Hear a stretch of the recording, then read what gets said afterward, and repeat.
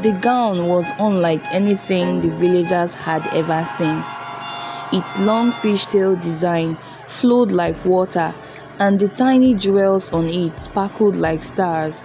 The gown made Adanna look like she had stepped out of a dream. In contrast, the simple white gown that Obinna had bought for her looked plain and dull. It was neat, modest, and decent, but next to the mermaid's gown, it was quickly forgotten. "Adanna, this gown is perfect for you," her friends exclaimed. "You must wear it." Even Adanna's mother said, "It is so beautiful. No one in our village has ever worn anything like it." But Pastor Eze, the village priest, wasn't impressed.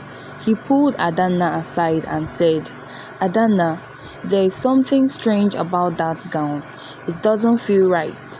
I sense it's not from this world. Promise me you won't wear it on your wedding day."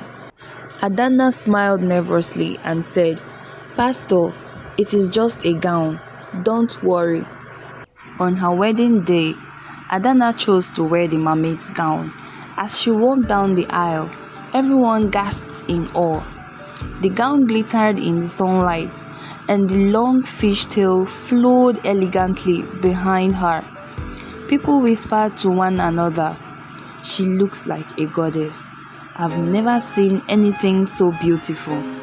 Even Obinna, though he loved her dearly, couldn't help but feel a little bit overshadowed.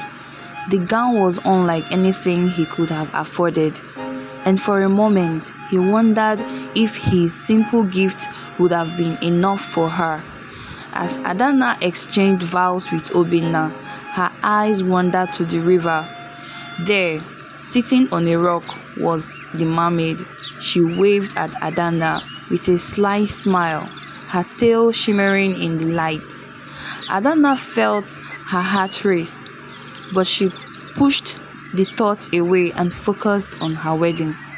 That night, as Adanna slept, she had a vivid dream.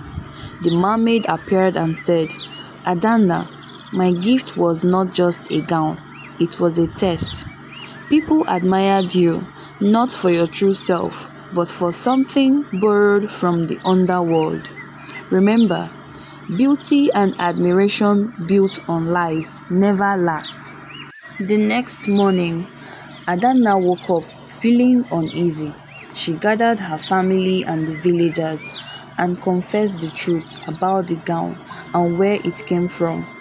She admitted she had lied because she wanted to impress everyone. The villagers were silent, but Pastor Eze finally spoke.